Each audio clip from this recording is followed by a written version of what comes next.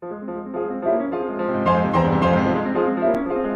I was a teenager, this book with the illustrations by Berni Wrightson were like a big deal, to my group of friends. And I was a bit of a goth kid, but I was like less industrial and more into like poetry, and I was writing poetry, reading all the romantic poets, and this was a perfect mix. And as I was evolving more and more in illustration, this book was a big sought after item for me. And I think this is like an earlier version, earlier edition, says Marvel Illustrated Novel, because the version I ended up ordering a paperback, had to order it at Crosstown Traffic, which was like this comic, well, it wasn't even a comic, it was like kind of pipes also, and old underground comics. And so I had to order it, and I had to travel across town, and I finally got this book, and I spent the summer reading it. And it was phenomenal because I had this other book where it had like the three big Gothic novels. It had all in one tome. It had Dracula, Dr. Jekyll and Mr. Hyde, and Mary Shelley's Frankenstein. And I read the other two. I read Dracula there. It was like easy to read. And Dr. Jekyll and Mr. Hyde was like a shorter novel, so that kind of was a breeze to get through. But Mary Shelley's Frankenstein, maybe it was because I knew that there was this amazing illustrated version. I waited, so I ordered this, and maybe I also tried to read it, and I found it kind of like slow, and so I wasn't really motivated to read it until I got the illustrated book, and this is phenomenal. So there's this woodcut style that he applies through a lot of the way he illustrates. And this woodcut style was kind of perfected by, I believe, I want to say Hal Foster. But there was like a generation of like late 1900 artists that developed this like woodcut style and came from etchings, because you would carve into wood, and it would create these grains, and then they would put ink through it and then create these limited prints with them. So this woodcut style was a technique. And Berni Wrightson was a comic book illustrator, and he later in his career he also illustrated for movies. He went to Hollywood and like he designed monsters and things because that was his specialty. So the series of illustrations in this book took him about 5 years, like between, I want to say 77 and 76, maybe even 75. There might be some illustrations, and early 80s. So here they are. And so I had read some short stories by Stephen King, and he was a big name, and this introduction kind of eased me into the book.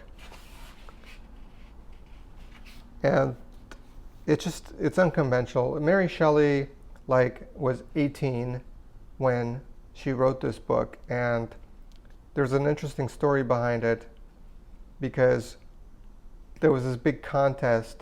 Basically, Percy Bysshe Shelley, Lord Byron, and one other guy and her were like tripping out on absinthe in their mansion, and they dared each other to write the scariest novel, like a Gothic novel. And she wrote Frankenstein. Somebody wrote Vampire, which was, I believe, like the first vampire novel before Dracula.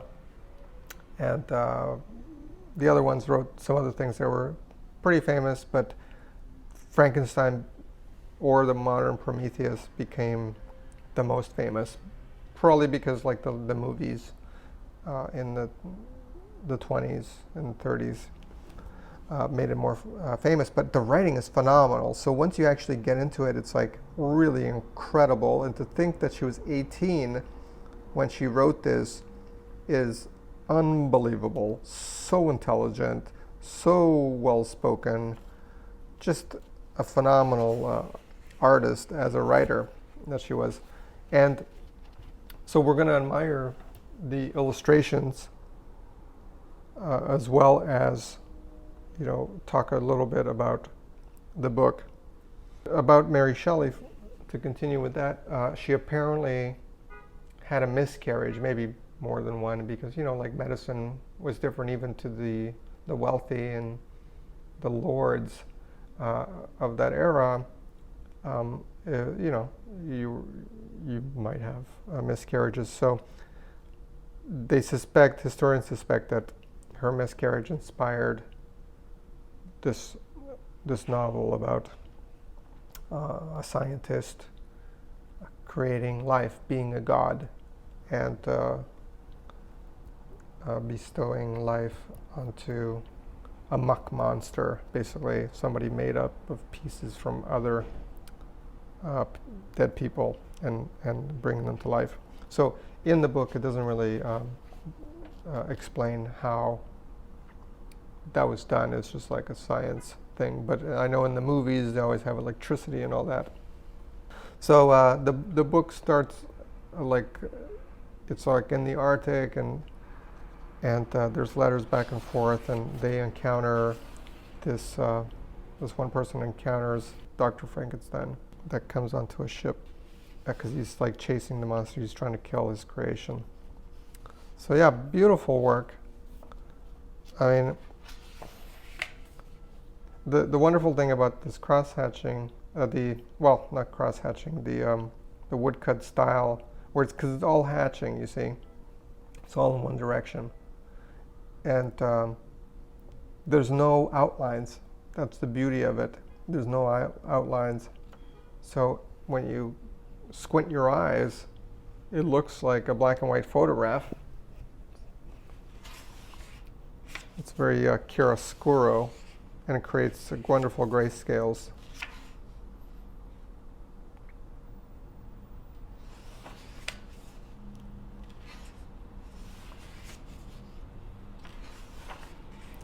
This was my absolute favorite illustration.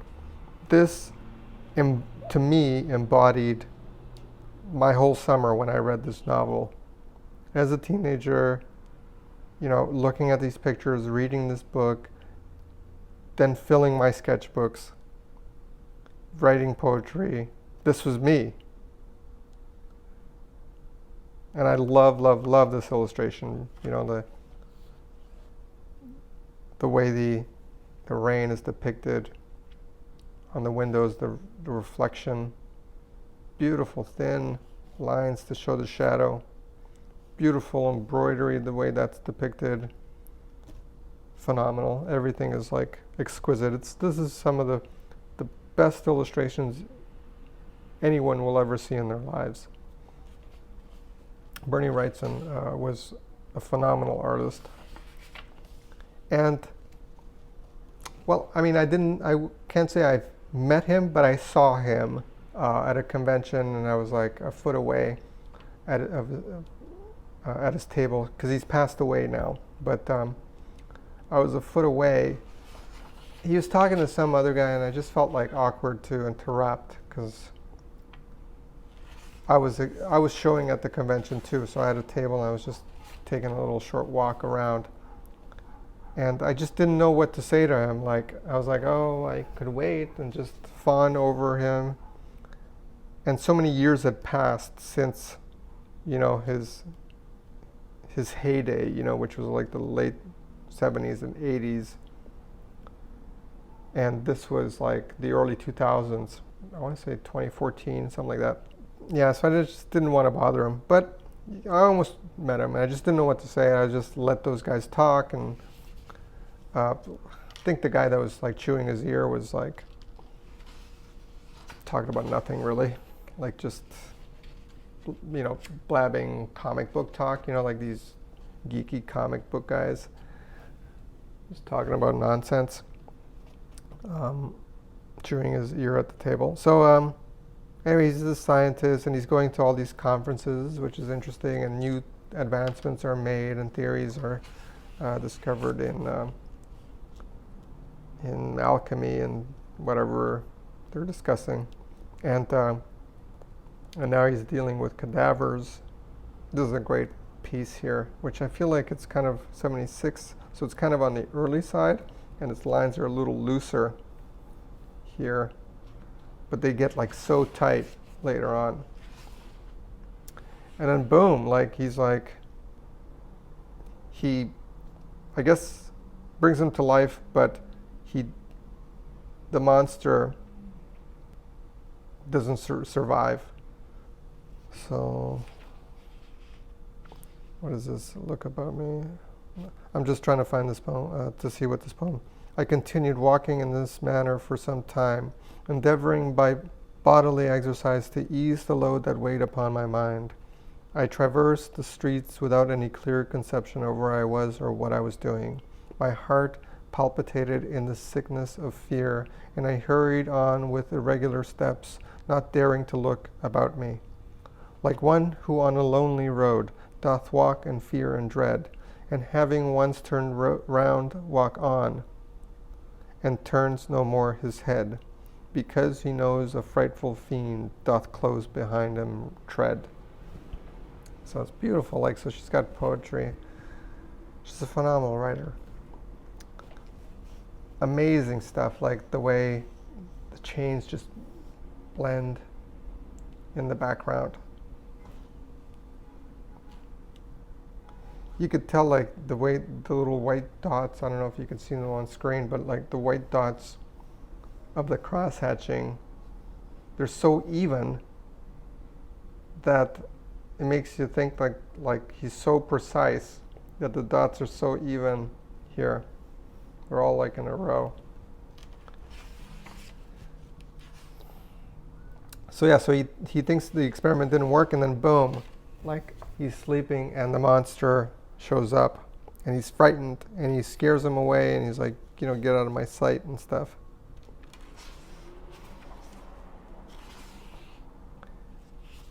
And the monster runs off and he's confused and he's just beautiful stuff here. Like, look, you know, just the cut into the stone. I mean, this is before Frank Miller's Sin City, you know, where you're using just lines to shade. But in Sin City, he blocks those in mostly. There's not shading like this. This is an early one because this style is reminiscent more of what he was doing in comics with the solid blacks, whereas like you saw some of the cross hatching that was done later is more nuanced. This has outlines on the fingers, where the new stuff doesn't have outlines.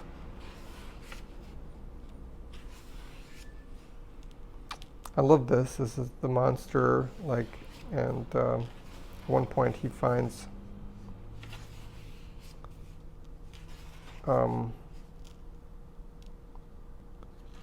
he finds like this little hideout, and I think this blind child brings him food and things, and he finds some books.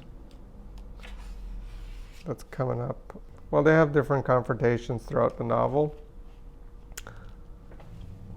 Beautiful stuff. This is like, reminds me of Gustave Doré, the Paradise Lost etchings, where the clouds are like so detailed. I mean, Gustave Doré is probably like the nearest in terms of detail to what he's trying to achieve. And that was like, I mean, I think that was beyond this, but I feel like because of the generations, Berni Wrightson has learned a lot. So he's in some ways like more appealing than Gustave Doré, because he has like the aesthetic of a more contemporary audience. Beautiful stuff. And the monsters chased away by people in the villages. You see there's a rock in midair here. Nice little detail here, person looking. The figure work is phenomenal. The lighting on everything is phenomenal. Foliage. Even his signature is like in and out of the weeds. Beautiful. The posing, the contortions of the hands, and it's like the way that pinky is kind of like out and this one's out like that, so everything is like just posed differently. Dynamically, that is. Posed dynamically.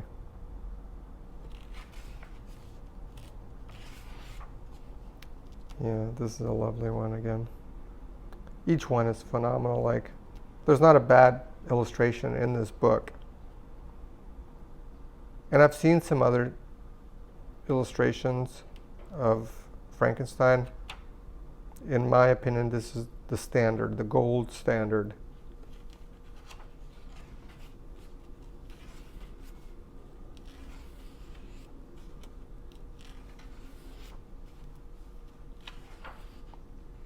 I guess this is the part that I love the most, where he finds these books and he's learning, and he's like analyzing different books.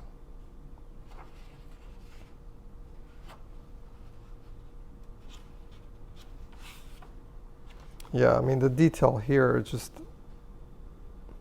incredible. The amount of hours it must have taken, the obsession.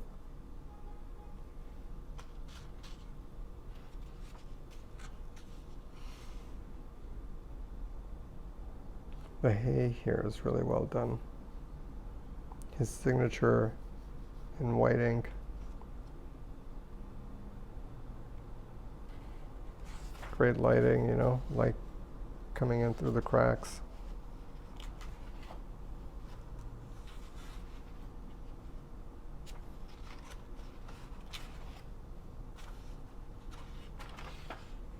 Recently, I was like just kind of I was just flipping through the book, and the idea was like you could flip through anywhere in the book and just find a nice passage. And maybe this is why I put this here. And I think this is like kind of the random passage that I had originally come across. And it's a dialogue. I think maybe the monster's talking here, or Frankenstein. I forget. At this time, a slight sleep relieved me from the pain of reflection, which was disturbed by the approach of a beautiful child who came running into the recess I had chosen with all the sportiveness of infancy. Suddenly, as I gazed on him, an idea seized me that this little creature was unprejudiced and had lived too short a time to have imbibed the horror of deformity. If, therefore, I could seize him and educate him as my companion and friend, I should not be so desolate in this peopled world. That's a perfect passage, by the monster. That's what he's basically referred to in the book. Perfect passage that just like makes this book like so amazing. You sympathize with the character. It's not like Boris Karloff's, rendition. I mean, he does a nice rendition, but reading it, the book is so much richer. And the character's amazing.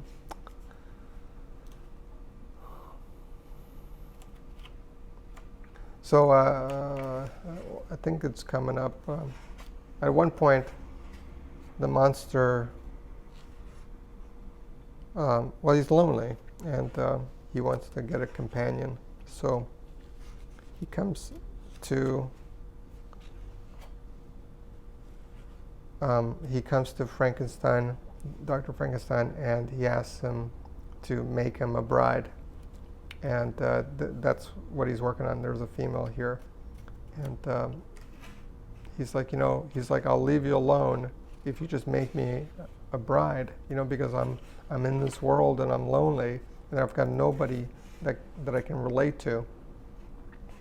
And then so Frankenstein ultimately, this is like the piece from the cover, Frankenstein ultimately refuses to bring anybody as hideous into the world as his creation.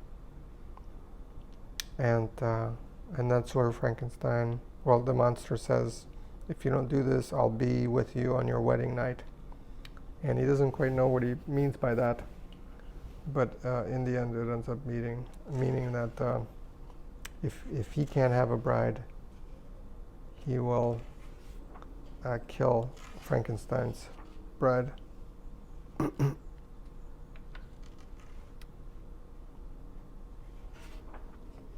that's coming up.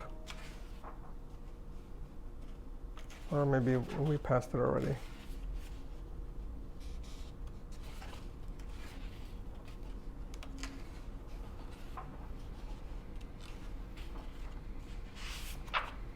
This was a less interesting one.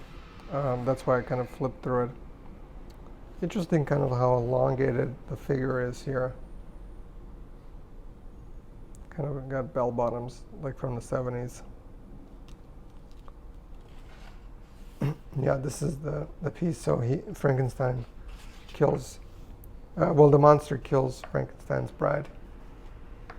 So now the doctor wants to find him and kill him. And that's why they end up in the Arctic.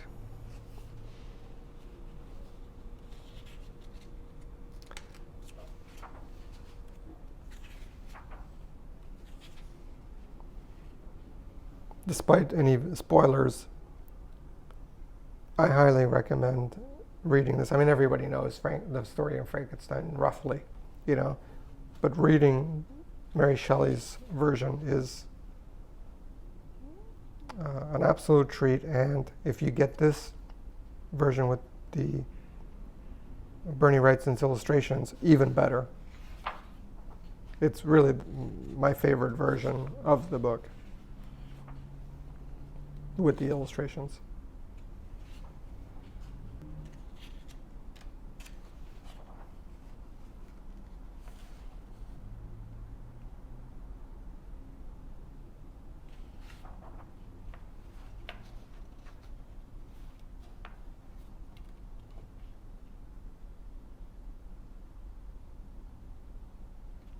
I like this quote that the illustration is above. Polluted by crimes and torn by the bitterest remorse, where can I find rest but in death? So it's amazing how the creature evolves and so intelligent and so emotional, and he's just trying to find meaning to his life. So, and then I guess he's just left on a glacier, and he's gonna die alone, I suppose, out in the Arctic. Beautiful, beautiful artwork here, like the water jumping up, the lines to create the shadow, all hatching, and then the flowing of the subtlety of the clouds, and how wonderful of a composition artist Berni Wrightson is, to leave the white here. So then you highlight this figure, and then he's on a white glacier, beautiful. All the water's darker, but then this is also left white to highlight the boat. So it's incredible. So it's not only the technique that's on display here, but also the composition. Really, the best version that you could ever find of Mary Shelley's Frankenstein. I mean, it's the original text, but if you can get these illustrations as an artist, even as a reader, it's enjoyable. Even if you're not an artist, to glance on these illustrations that give more realism to the book, rather than the movies. Like there was like a version in the 2000s of Frankenstein with Robert De Niro, and they brought the monster to life with like electric eels and weird. They always try to concoct some cool thing, but that's not in the novel. So wonderful novel, highly recommended, with Berni Wrightson's illustrations. He passed away, but he left a book that hopefully will always be in print. Quite a legacy, I think, in hundreds of years. People will still come upon this as like the best illustrated version of the book.